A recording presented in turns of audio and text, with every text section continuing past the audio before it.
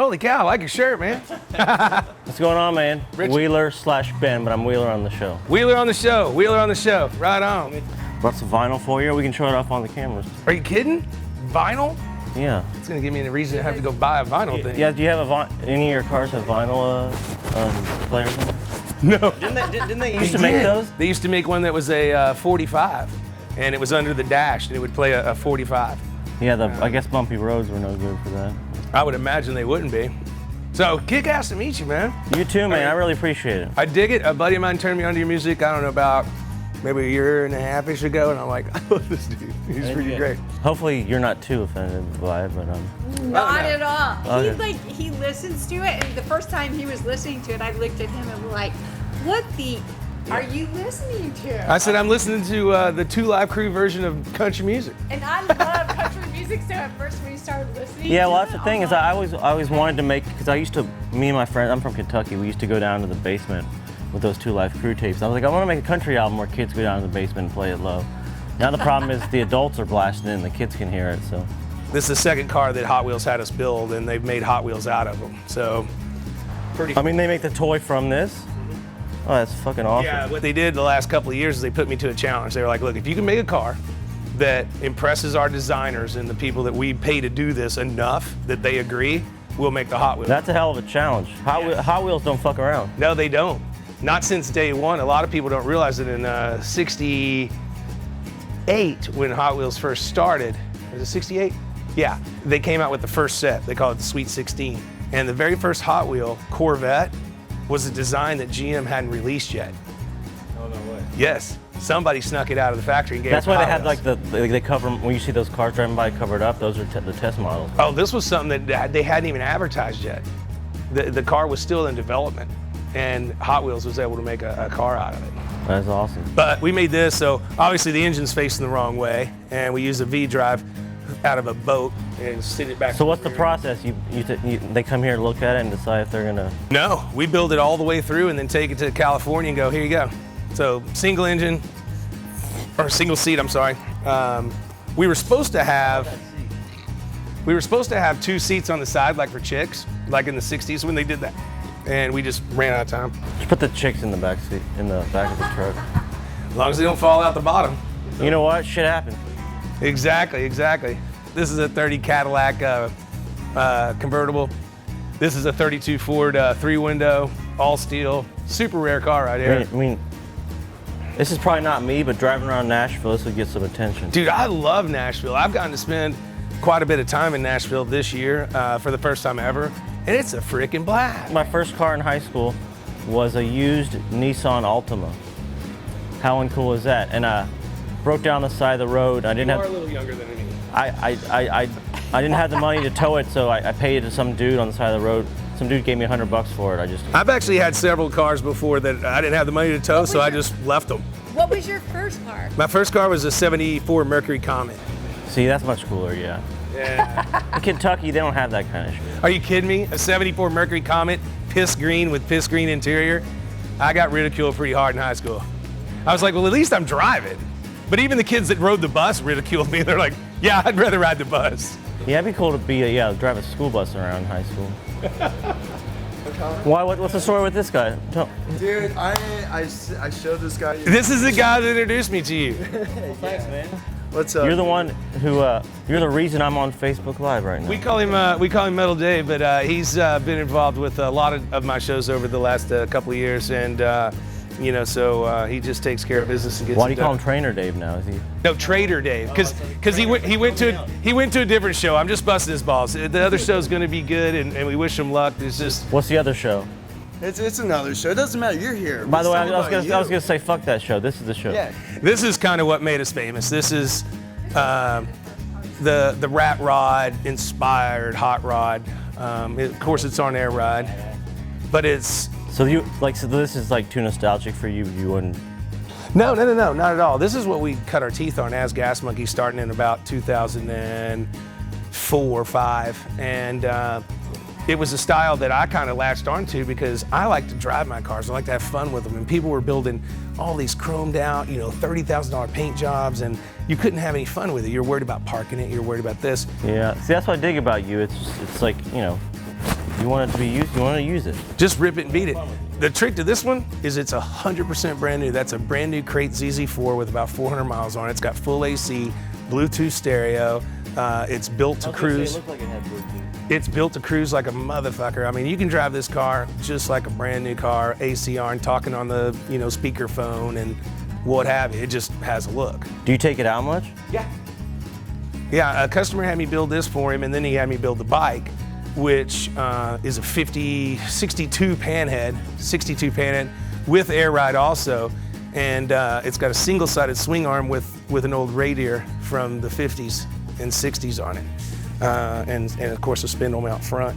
This is where we came from. Now we're just doing a little bit more crazy. This is what I drove in high school. Oh, no way. That color. Really? Yeah, which is cool now, but it was not cool in 1987. That color doesn't hurt my feelings. In 86, it was ugly. I'm what they call shade colorblind, which is not a good, interesting story, but I can't, like, greens and reds and purples and blues don't mean shit to me. They all kind of blend together, so, like, anything like this, this looks badass to me, but I wouldn't, in a pinch, I don't think So I'd did be you able have to have Garanimals? What? The Garanimals clothes when you were younger? When I had to match up the tiger and tiger. I had to read the crayons. Because I felt, as a kid, I didn't know what was wrong with me. I'm like, I had to, I thought, I didn't understand colors. I'll tell you what was wrong with me as a kid. I didn't know I could actually tell you which crayons tasted best. No, that's no good. Yeah, I wish they tasted like they looked. But I think this is a Beauty Wheeler car right here. This is a very cool car. This is my dad's car. He's had it for about 35 years, and he was always the most proud of this thing right here. He kept it for 30-something years, so it'll never leave my possession. It'll stay here, and we'll do burnouts here once in a while. Funny story is he had one similar to it when I was in high school, and he would never let me touch it, never drive it. Hell, he probably would beat my ass if I looked at it, right? So one day, I'm begging, and finally I'm like, Dad, let me drive to school. It's a beautiful spring day. You just gotta let me do it. I promise I'll take care of it. And he's like, Dad, Government, okay. He goes, you do not do anything. You drive that thing to school, you drive it home, that's it. So, no big deal. I do it. That's what my mom used to say, my dad used to say to my mom was, if you have an accident, make sure it's fatal. Exactly. So, here's what I did. That day, there was a big fight with a bunch of the rougher side of kids in the school, and guns got broken out and somebody got killed at my high school that day. So I come home and I'm like, holy cow, shit hit the fan. And that's back before tablets and phones and everything else. So you watch the evening news. So we're sitting there, whole family on the couch watching the evening news. Like, you gotta see this, they killed that dude, blah, blah, blah. They show it, the lady's like, 70 or 80s, reporter. Today at Eastern Hills High School, and me in the freaking Mustang come around the corner, do a complete 360 donut in the parking lot, and rake off up the street. And my dad hit me from behind. You gotta find that footage. It was so funny. I mean, looking back at it, when he beat my ass, it wasn't very good. But and then this one's pretty cool. This is a 37 Packard. They only made 12 let me see. I'm getting my numbers all mixed up. 37 Packard. They only made 17 12-cylinder Packards in 1937. We're fixing to go to war, right? And the trick to this is a guy built it up north, spent an exorbitant amount of money. Let's call it 350-ish grand to restore it and make it this perfect.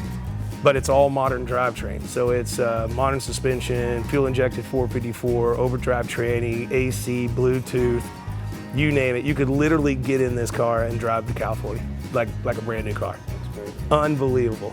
And I feel bad because he stuck it in an auction at no reserve, and well, nobody was there except for me, so I got it for about 100 grand. You can't feel bad. Them's the rules. Them's the rules.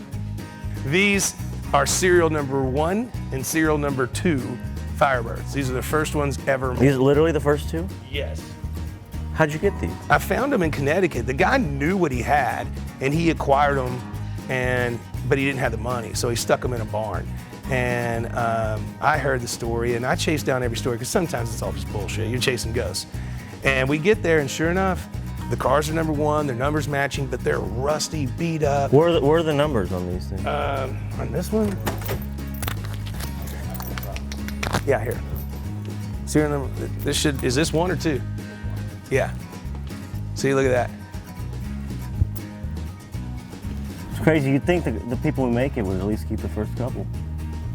Well, it's the trailing numbers on the deal, but these are like the holy grail of Firebirds, right? So I find them, I buy them, we restore them on the show. We did both cars simultaneously in 47 days total, which would take a regular restoration shop maybe 2 years. And I sold them to a guy that wanted to start a Pontiac museum. And I feel bad for him because he's a good buddy of mine, JD Pass. And after a couple of years, he decided he didn't want to start a Pontiac museum, so he's going to sell them. And he sticks them at Barrett Jackson, and nobody bid. I was standing up there kind of, you know. Were you thinking about buying them back? Pushing my wares. No, I figured they'd bring $1 million. He paid me $685,000. I wanted $1 million, but he's standing there with $685 grand, so I said, fine, I'll sell them to you. I still believe they'd bring $1 million. That gets back to why the door ain't gonna cover it. Yeah, and they hammer sold to me at $235. He lost $500,000.